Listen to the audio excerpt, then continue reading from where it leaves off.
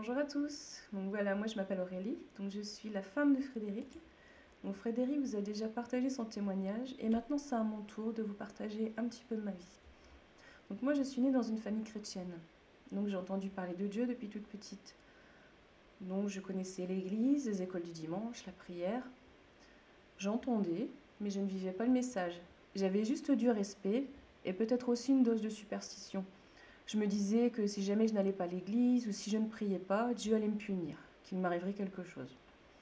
Je connaissais pourtant les témoignages de mes proches. Par exemple, mamie avait été guérie d'une grave dépression. C'était même un témoignage dans le village. Mais c'était son expérience et celle de ma maman. Pour ma part, je ne ressentais rien, juste de l'émotion. Le dimanche, pour moi, c'était tout un rituel. Alors, il fallait bien s'habiller, être exemplaire, suivre les leçons. C'était comme ça que je ressentais les choses avant. Adolescente, je participais aussi aux réunions de jeunesse, mais je ne m'y plaisais pas. J'y allais parce que mon ami participait, et c'était surtout un moment passé, je voyais du monde. Mais je ne me rappelle pas avoir été heureuse intérieurement. Pas parce que ce n'était pas bien à l'église, tout le monde était gentil, mais voilà, je n'y trouvais pas ma place. Très jeune, j'ai commencé à souffrir. Au collège, j'étais sans cesse harcelée, humiliée. Chaque matin, c'était les larmes, la boule au ventre. J'étais rejetée ou alors j'étais la bonne poire de service. Même mes tenues vestimentaires me portaient préjudice. Nous n'avions pas les moyens dans ma famille pour acheter des tenues à la mode. Je m'habillais souvent avec des affaires qu'on nous donnait. Nous ne manquions de rien, mes parents faisaient tout ce qu'ils pouvaient et c'est vrai qu'être à la mode n'était pas notre priorité.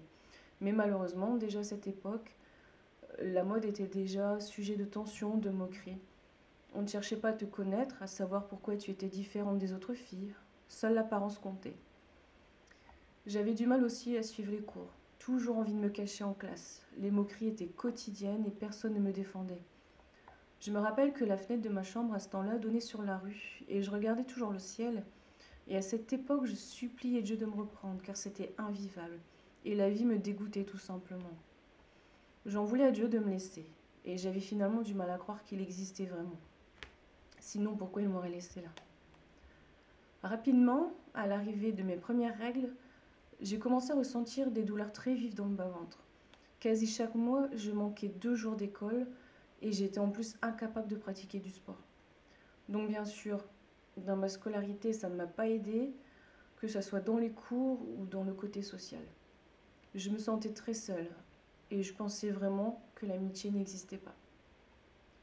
C'est aujourd'hui seulement que je remercie Dieu et je me rends compte que malgré tout ce que j'ai pu penser, il était là.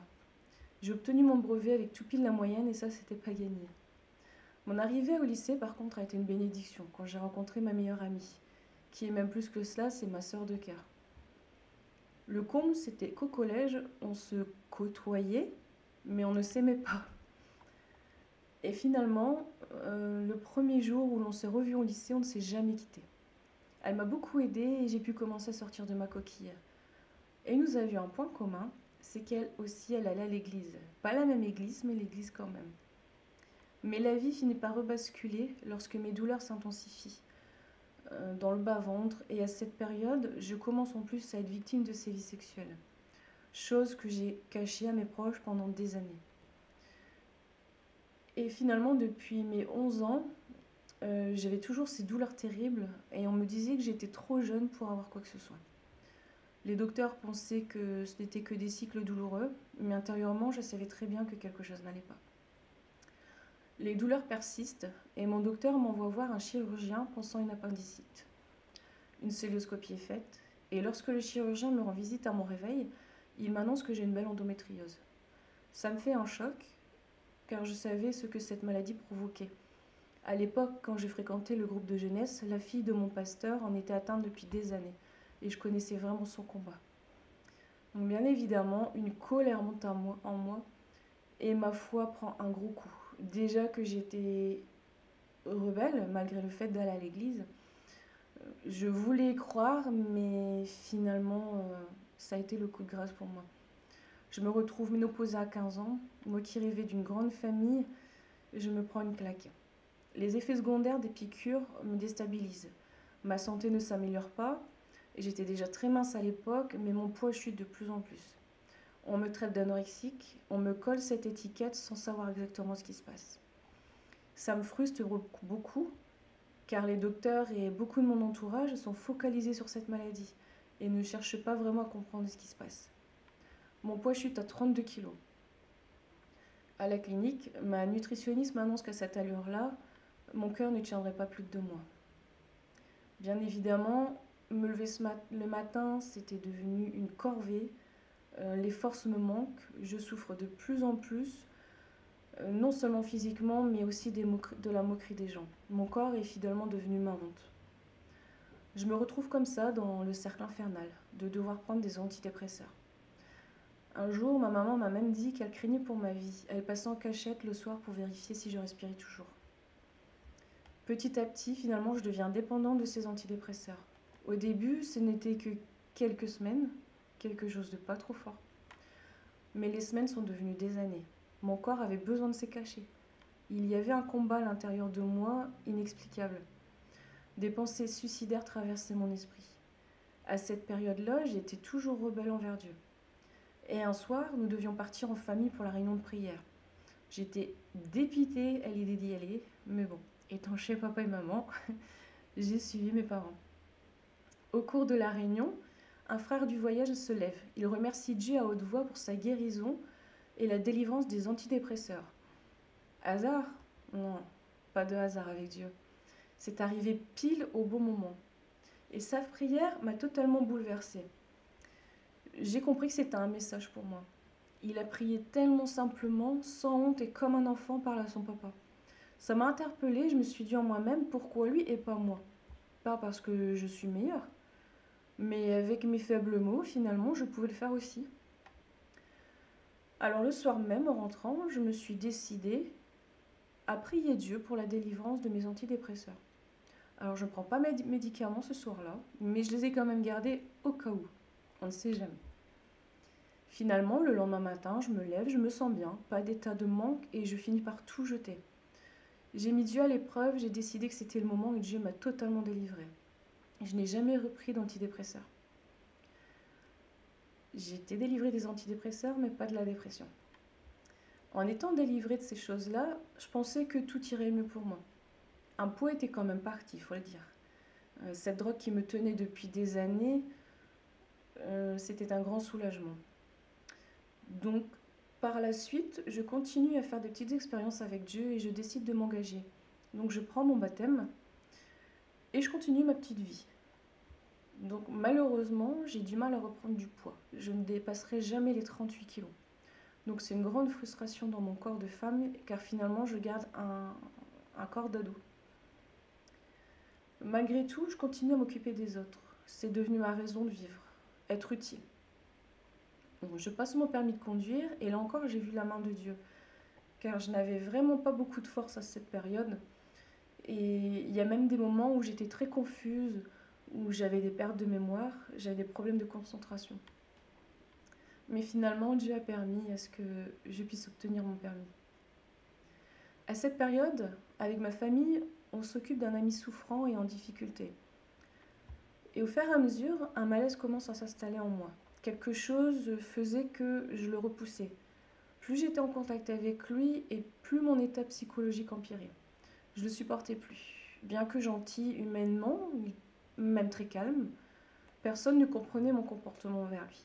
J'essayais de ne pas être méchante, puisqu'en soi, il ne m'avait rien fait.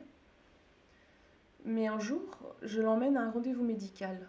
Donc, il pose sur mon tableau de bord sa carte handicap. Et là, ça me fait un choc. C'est comme si l'homme sur la photo n'était pas lui. C'est assez compliqué à expliquer, mais je savais qu'il y avait derrière ce mal-être quelque chose de spirituel. Les jours suivent et mon état empire. Je ressens une angoisse et un malaise permanent. Et j'étais la seule à ressentir ça. Et à un moment donné, je ne peux pas faire autrement. Je prends la décision de m'écarter de lui et je ne m'en occupe plus.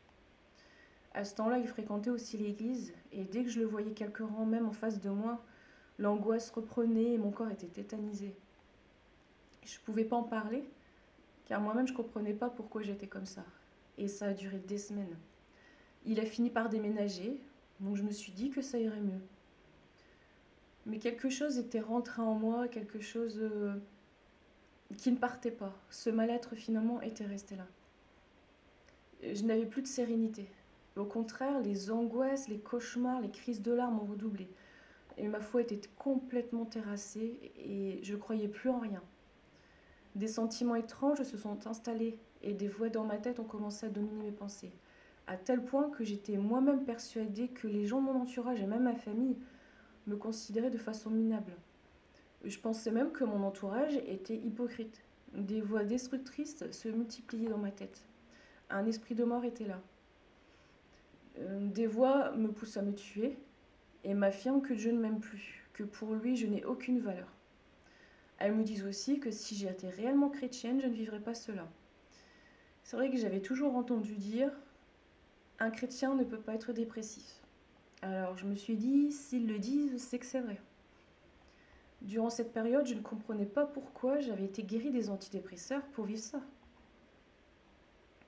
Un membre de ma famille, voyant mon état, me propose d'aller voir son psychologue. J'étais tellement désespérée que j'ai mis tous mes espoirs en ce psychologue. Pour moi, il allait trouver la solution, j'allais y aller, c'était fini. Malheureusement, je suis vite déçue. Il me fait juste ressurgir un passé douloureux avec les hommes. Et pour lui, le problème venait du passé, il n'a pas à chercher plus loin. Et au fond de moi, je suis convaincue que ce n'est pas le problème. Et plus tard, je finis par comprendre que c'est réellement une oppression spirituelle. Les semaines et les mois passent et je vis un cauchemar éveillé. Par moments, je crie à Dieu, au cas où, mais rien. Alors ça me conforte dans l'idée que je suis perdue, tout est fini pour moi. Je suis toute seule et si j'en parle autour de moi, on va me prendre pour une folle et m'enfermer. Un vendredi soir, ma famille part à la réunion de prière et moi je reste toute seule avec ma petite sœur. Il était 19h30, ma sœur était dans son lit devant la télé donc je pensais qu'elle s'était endormie. Et pendant ce temps-là, moi je nettoyais la vaisselle. Et tout d'un coup, une terreur m'a envahi, une angoisse pire que d'habitude. Donc j'ai commencé à pleurer, j'étais effondrée, je ne pouvais plus en supporter davantage, là c'était trop. Et là j'ai vraiment pris la décision d'en finir définitivement. Pourtant j'avais pris mon baptême, j'avais vécu de belles expériences avec Dieu, j'étais comme dans un trou noir, un puits sans fond, j'avais plus de solution. Et jusqu'ici c'est la peur de l'enfer qui m'avait empêché de me suicider finalement. Mais à cet instant tout se bouscule dans ma tête. Et je décide de passer à l'acte. Et ma petite sœur arrive derrière. Ça m'a totalement chamboulée et une grande honte s'est emparée de moi. Elle comprend pas ce qui se passe. Je la prends dans mes bras, je la remets couchée. Et de retour dans la cuisine, je dis stop, c'est plus possible. Je crie à Dieu en lui disant tout, qu'il faut que ça s'arrête. Et je lui dis, Seigneur, si tu m'aimes vraiment et que j'ai de l'intérêt pour toi, si vraiment tu existes, je veux que tu me répondes. Alors dimanche, je vais à l'église. Je vais m'avancer pour qu'on prie pour moi, mais ça sera la dernière fois. Je veux être délivrée. Et après, sinon c'est terminé. C'était un peu gonflé, j'avoue, parce que Dieu n'a pas à nous obéir. Mais dans ma souffrance, j'étais déterminée. Mais c'est vrai que Dieu, parfois, il aime aussi que l'on entre dans ce type de détermination. Le dimanche, comme promis, j'y suis allée, je me suis avancée pour la prière. Un pasteur a prié pour moi et j'ai été délivrée, mais instantanément.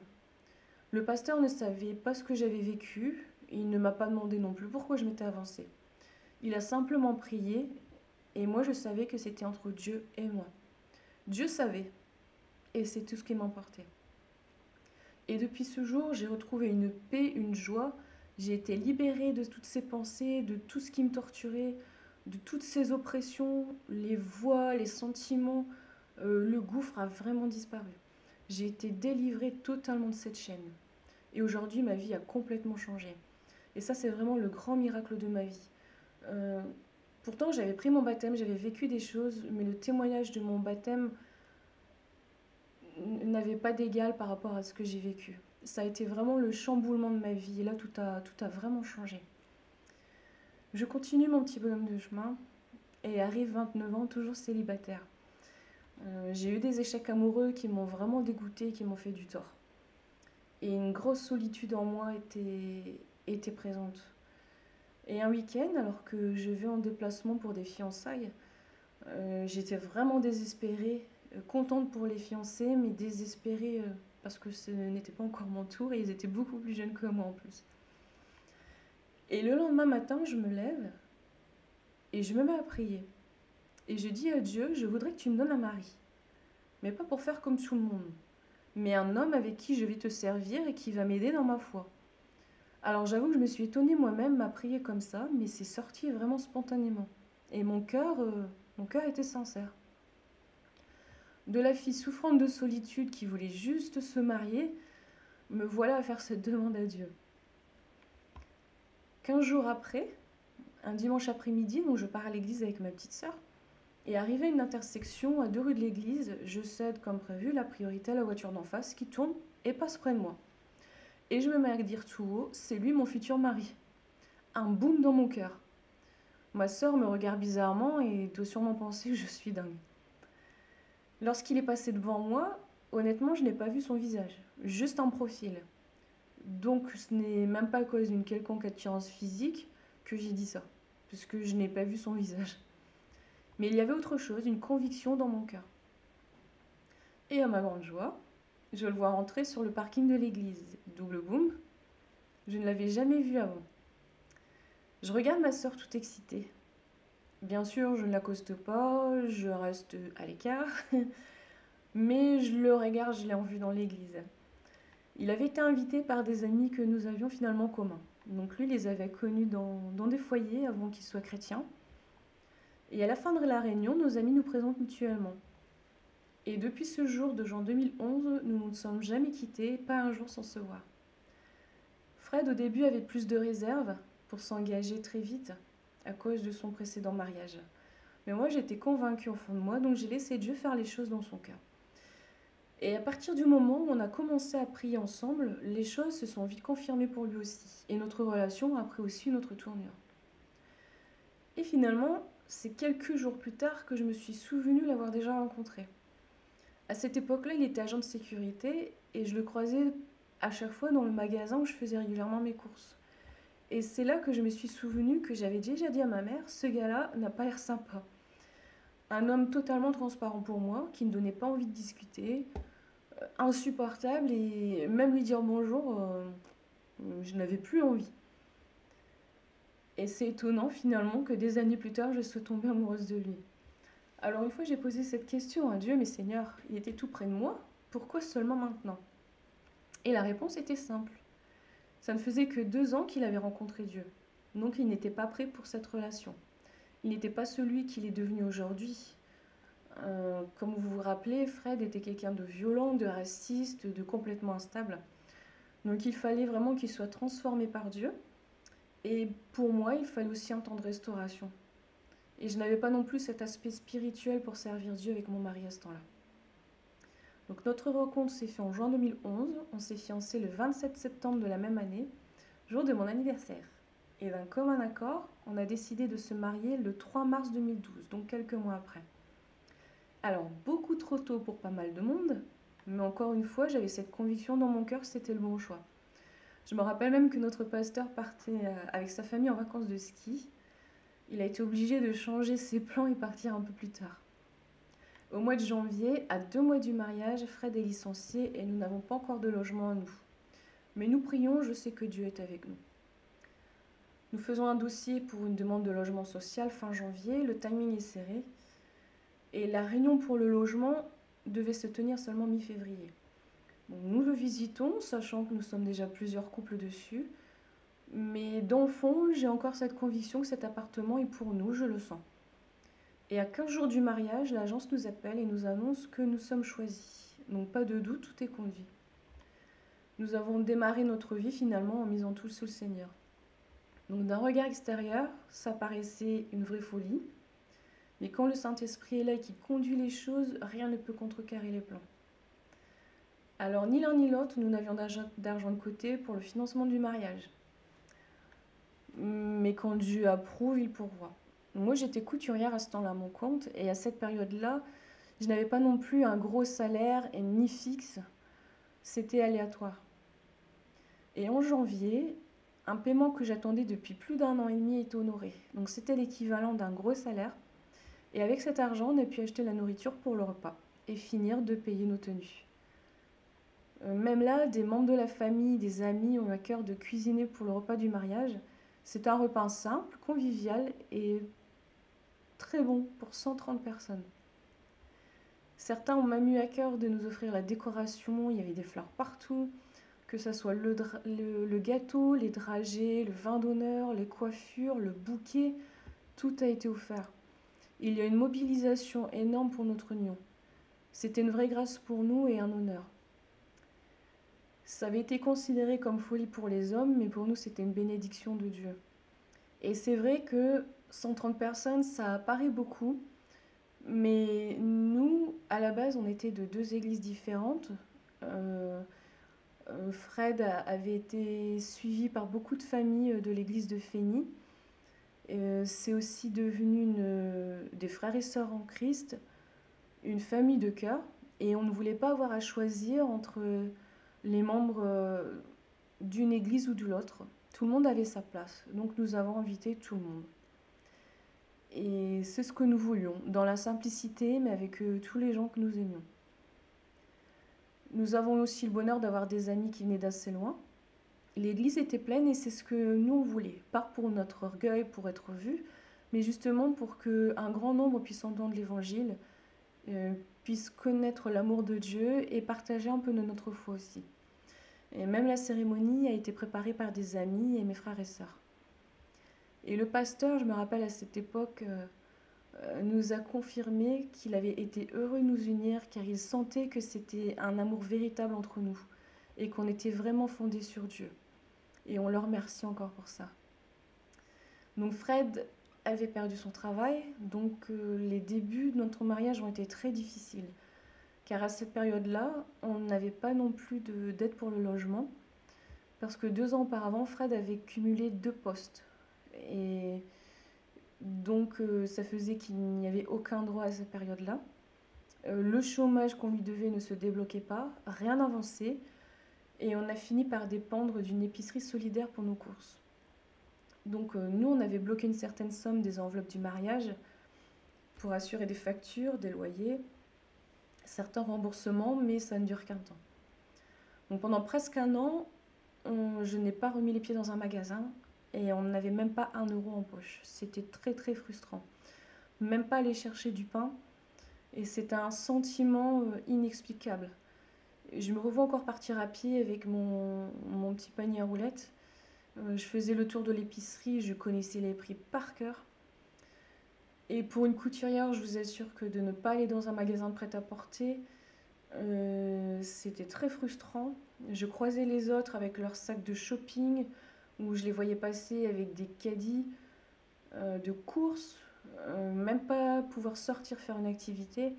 C'était vraiment un coup d'assommoir. Et je me demandais si vraiment un jour on allait voir le bout et si les choses allaient redevenir normales. Donc beaucoup de larmes, beaucoup de tristesse, sans compter les jugements auxquels on a eu droit. Et les critiques des personnes qui ne savaient pas réellement ce que nous vivions. Et c'est vraiment ce qui nous a fait le plus de mal. Parce que ces personnes n'étaient pas là pour nous aider, mais ont vraiment critiqué le fait que Fred ne travaille pas. Beaucoup de choses injustes sont sorties. Donc c'était très difficile finalement sur tous les plans.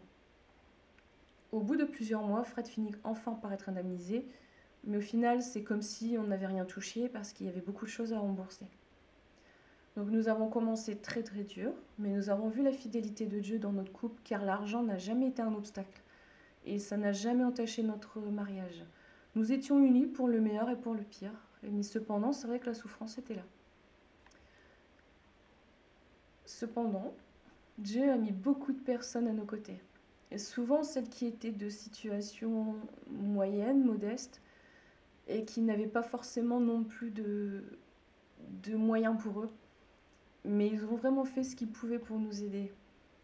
Et béni vraiment soient ces personnes. Elles se reconnaîtront. Maintenant, dans ce que je vais vous expliquer un petit peu, vous allez reconnaître une partie du témoignage de Fred. Je vais revenir un petit peu dessus parce que c'est une expérience encourageante qui peut bénir aussi beaucoup de personnes, mais c'était aussi très important pour moi. Il y a des choses que j'ai vécues différemment de Fred. Des fois, il y a des points de vue différents aussi.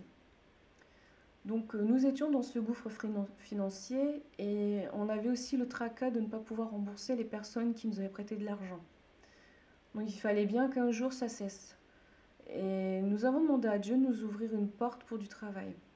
Nous avons précisé que nous voulions avoir fini de payer, de rembourser les gens pour le mois de décembre. Donc c'était précis.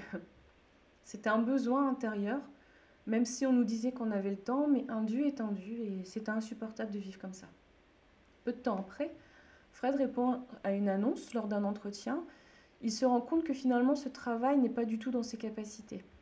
Il fallait retaper une maison complète et Fred n'est pas bricoleur du tout. Mais du tout.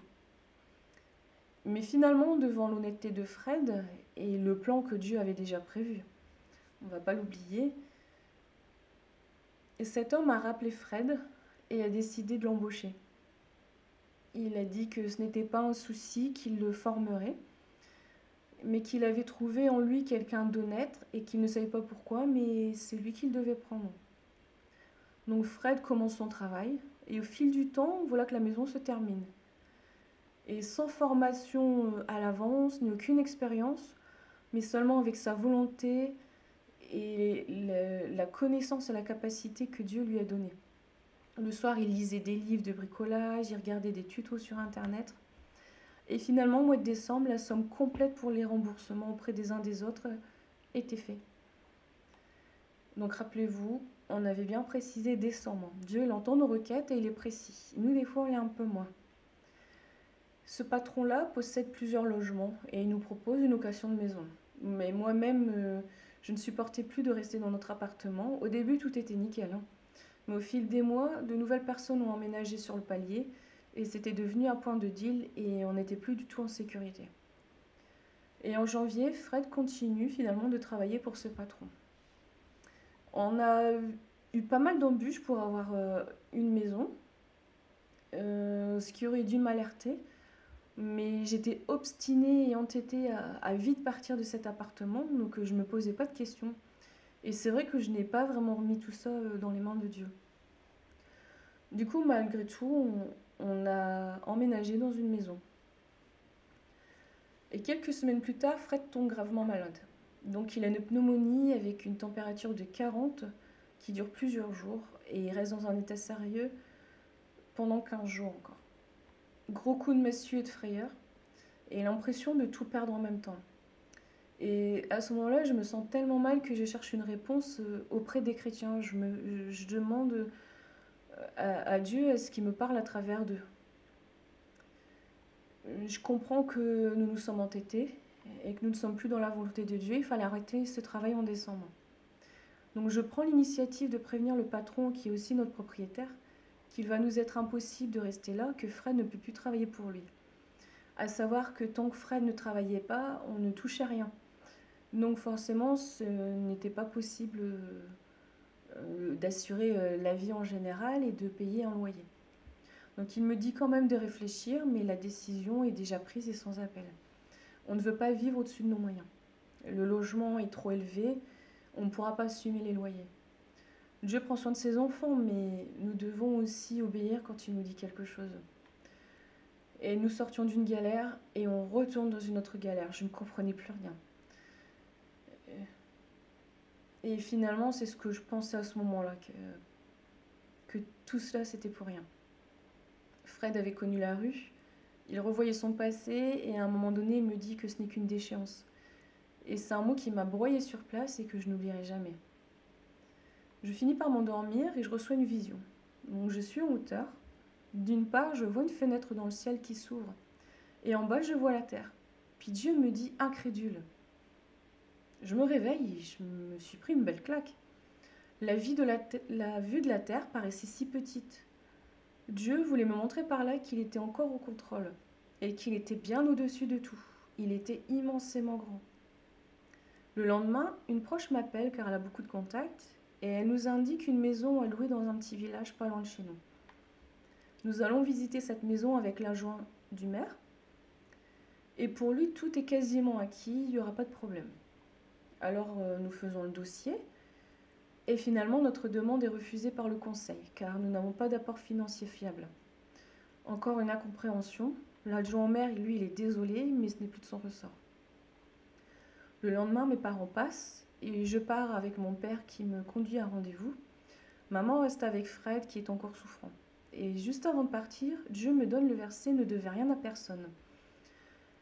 Ça, ça me va droit au cœur. Je comprends pas encore pourquoi, mais je me dis si Dieu me dit ça, ce n'est pas pour rien. Et c'est finalement au mon retour que je vais comprendre. Fred m'annonce que l'adjoint du maire nous a rappelé au sujet de la maison. Il a appuyé notre demande qui sera acceptée à condition d'avoir un garant. Donc mes parents se proposent tout de suite, mais j'ai refusé à la vue de ce que Dieu m'avait dit juste avant ne devait rien à personne. Même si l'intention de mes parents était honorable et qu'ils ne demandaient rien, j'ai décidé d'écouter la voix de Dieu. Encore un acte de foi, si Dieu m'a dit ça, ce n'est pas pour rien. Et là encore, contre toute attente, à moins de 10 jours de la fin du bail de la maison, à savoir qu'on ne savait toujours pas où aller, le propriétaire nous propose un autre de ses logements beaucoup moins cher, sans eau à payer et juste au-dessus. Un grand soulagement et un grand soupir. Cet homme ne nous a jamais abandonnés malgré l'arrêt du travail. Il a fait ce qu'il a pu pour nous aider. Il nous a relogés. Il a vu notre témoignage d'honnêteté, notre fidélité envers Dieu, car nous lui avions expliqué que nous étions chrétiens et pourquoi nous avions pris certaines décisions. Nous ne sommes restés que 2 mois dans cette maison au rez-de-chaussée. Comme il disait plus haut, Dieu aime la précision. Nous avions demandé le travail jusque décembre pour rembourser chacun.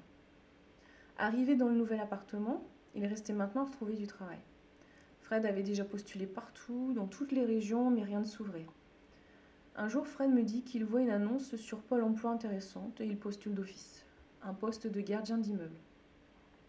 Une expérience dans le métier est exigée, mais bon, qui ne tente rien n'a rien. Nous sommes toujours limités dans les finances. Et j'ai le mariage de mon cousin dans le sud qui arrive à grands pas. Et je lui avais promis dès l'annonce de leur union que nous serions présents. Le logement, en plus, avait déjà été réservé lorsque Fred travaillait encore pour son ancien patron. Entre-temps, Fred reçoit une convocation de l'agence pour laquelle il avait postulé quelques jours auparavant. Et le problème, c'est que l'entretien se déroule le lundi suivant le week-end du mariage dans le sud, à l'autre bout de la France. Alors avec audace, Fred décide de demander s'il est possible de décaler cet entretien. Là, je me dis, c'est quand même osé, ça va être mal perçu. Bon, bien sûr, la réponse est non, sans négociation. Alors, on se retrouve dans un gros dilemme. Une chance, d'un côté, d'avoir un CDI alors après toute cette galère, voilà. Et de l'autre, le fait d'honorer notre promesse pour le mariage. Et je savais aussi, dans le fond de mon cœur, qu'il fallait que nous y soyons. Alors, nous prions le matin. Et l'après-midi, le même jour, nous recevons un appel pour une mission ponctuelle. Un petit boulot à effectuer en urgence sur la semaine. Et le monsieur nous prend tous les deux. Fred vous en a déjà parlé dans son témoignage. À la fin de cette semaine, nous sommes satisfaits vraiment de voir la somme qui nous revient. Car c'est finalement le tarif d'un billet aller-retour Maubeuge-Toulon pour le fameux lundi. Alors pour nous, plus de doute, tout est conduit, donc la décision est prise, nous allons au mariage et Fred fera l'aller-retour le lundi. Donc le lundi en question, Fred se présente au rendez-vous et là il se retrouve avec des personnes beaucoup plus âgées que lui et qui sont déjà dans le métier. Alors quand son tour arrive, plusieurs questions lui sont posées avec plusieurs mises en situation. Arrive le moment où l'un des membres du conseil lui demande s'il serait capable de se lever à 5 h du matin pour déneiger lorsqu'il en aura besoin. La réponse de Fred est forcément oui, et il précise que ce matin même, il s'était levé à 2 h pour prendre son train à 3 h pour venir à l'entretien. La dame de l'agence se rappelle alors de lui et précise que oui, un candidat avait justement fait mention qu'il serait dans le sud à cette période pour un mariage. Donc l'entretien se termine et chacun convient à rentrer et attendre la réponse chez soi. Donc Fred me prévient que c'est fini, donc il va reprendre le prochain train. Et à peine raccroché, une dame m'appelle, donc la dame de l'agence, qui essaye de joindre Fred pour qu'il revienne tout de suite avant de reprendre le train. Alors moi, à peine raccroché, je rappelle Fred tout de suite, donc il repart là-bas. Et quelques minutes plus tard, il m'annonce qu'il est embauché. Et ce qui est joué en sa faveur, malgré son jeune âge, c'est son fameux aller-retour Toulon-Maubeuge. et l'heure à laquelle il s'est élevé. Donc Dieu savait tout à l'avance. Fred finalement commencera le 15 septembre 2015. 15 jours après la prise du poste, nous avons reçu un courrier de la Banque de France notifiant l'effacement de ses dettes qui s'élevaient à 20 000 euros. Dieu avait pardonné son passé et nous ne voulons pas continuer de subir les dommages causés et pour la plupart injustes car il n'était pas seul dans la contraction de ses dettes à son premier mariage. Et c'est seulement à ce moment-là que nous avions compris pourquoi ces 2 dernières années, c'était une galère pour trouver du travail. Et cela a permis l'effacement des dettes. Et nous voulons aussi remercier le frère qui nous a aidés précieusement. Il a pris en main notre dossier de surendettement et il nous a permis vraiment de nous en sortir et il nous a vraiment ouvert les yeux sur notre situation. Une certaine période, on a eu à faire le choix crucial de risquer de tout perdre, mais d'être en règle avec Dieu. Et Dieu était plus que fidèle. Là où il n'y avait pas d'issue humainement parlant, Dieu connaissait l'aboutissement de tout. Notre foi a vraiment été éprouvée et testée, mais lorsqu'on décide de le suivre à 100%, nous sommes plus que vainqueurs avec lui. Un petit rebond en arrière où je vous parlais de mon poids très catastrophique. Eh bien, sans m'en rendre compte, au fil du temps, j'ai repris du poids et aujourd'hui, j'ai 20 kilos de plus. J'ai retrouvé mon identité de femme et je n'ai plus cette honte maintenant de me rendre dans un magasin de prêt-à-porter. J'ai encore beaucoup de choses à raconter. Dieu a fait tellement de belles choses dans ma vie. Le diable, lui, voulait ma mort, mais Dieu en a décidé autrement. Depuis toute petite, je suis attirée par l'Afrique et le désir de travailler dans un orphelinat. J'aime beaucoup les enfants et je ressens vraiment ce besoin de m'occuper d'eux, de prendre soin des malheureux. Une de mes tantes était missionnaire au Burkina Faso. Elle était dans une pouponnière et j'ai toujours gardé cette photo d'elle avec un enfant dans les bras. Et lorsque j'ai rencontré Frédéric, il a su très rapidement qu'un jour nous partirions dans un orphelinat. Nous avons fait notre formation biblique à la Porte Ouverte Chrétienne de Mulhouse de 2018 à 2019, une église qui organise des voyages missionnaires. Et on avait déjà beaucoup entendu parler de Berchebo au Sénégal. Et lors d'un des derniers entretiens avec notre formateur, le pasteur Jean-Marie, il nous parle plus en profondeur des voyages missionnaires. Au cours de la formation, on avait déjà vu plusieurs vidéos d'émissions et ça avait vraiment été une confirmation dans notre cœur. Jean-Marie nous parle du Sénégal, puis de Madagascar, une œuvre plus récente, et le mot orphelinat qu'il prononce me fait un boom dans le cœur. Donc la formation se termine, nous rentrons, et depuis ce dernier entretien avec Jean-Marie, chaque jour, que ce soit dans une salle d'attente de cabinet médical, à la télévision ou ailleurs, le mot Madagascar s'affichait. Alors plus de doute, nous savions que c'était notre prochaine destination. Donc auparavant, on ne prêtait pas attention à ce pays. Et tout à coup, c'était le contraire. Pour nous, c'était devenu logique. Et d'un commun accord et avec l'aval du Saint-Esprit, Fred appelle le pasteur Bertrand qui nous oriente vers un couple fondateur de l'orphelinat, Manu et Vanessa. Nous sommes début juillet, lors de cette première prise de contact avec eux.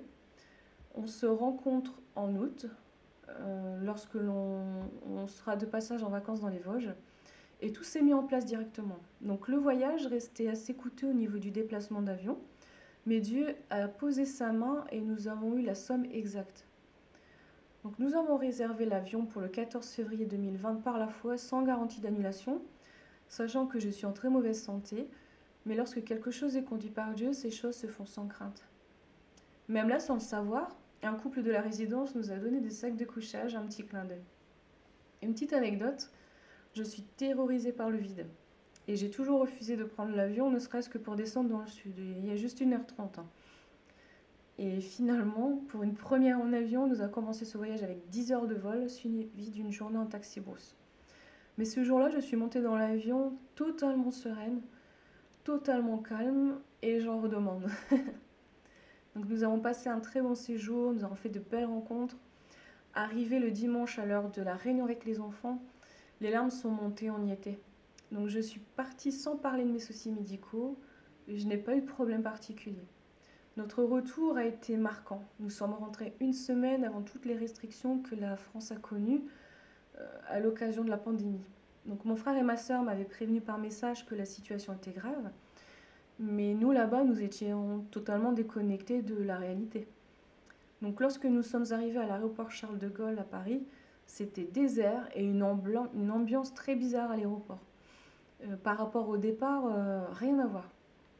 Donc par sécurité, nous avons préféré nous débrouiller et rentrer jusqu'à Maubeuge en train pour ne mettre personne en danger. Donc même là, le timing était parfait. Les billets étaient réservés pour cette date 6 mois auparavant, sans savoir que la Covid nous obligerait à rentrer ce jour-là. Nous gardons en mémoire vraiment et dans nos cœurs toutes ces merveilleuses choses qu'on a vécues là-bas. Une leçon de vie où ce peuple qui est dans la pauvreté a tout finalement. Une joie de vivre, un sourire tout le temps, des enfants debout à 4 heures du matin en commençant leur journée par louer Dieu. Une expérience qui motive tous les jours à louer Dieu et à le servir. Et Dieu est vraiment fidèle dans les moindres détails. Donc voilà, je vous ai partagé une partie de mon expérience. Donc c'est vraiment avec un grand plaisir. Vraiment, soyez bénis. Frédéric vous laissera un lien pour nous contacter si vous avez des questions ou si vous avez besoin de parler. Nous vivons tous des choses difficiles. Des fois, on ne comprend pas pourquoi on a passé certaines épreuves. Comme moi, je ne comprenais pas pourquoi au début, ces problèmes de dépression, ces addictions. Et je me suis dit après que si je n'avais pas connu ces choses, aujourd'hui, je ne pourrais pas aider ceux qui sont dans cette situation. Dieu est fidèle. Il a été pour moi, il a fait ce miracle, il ne fait exception de personne. Ce qu'il a fait pour moi, il peut le faire aussi pour vous. Alors je vous encourage vraiment à tenir bon, mettez vraiment votre foi, votre confiance en Dieu. Voilà, soyez bénis et je vous dis à très bientôt.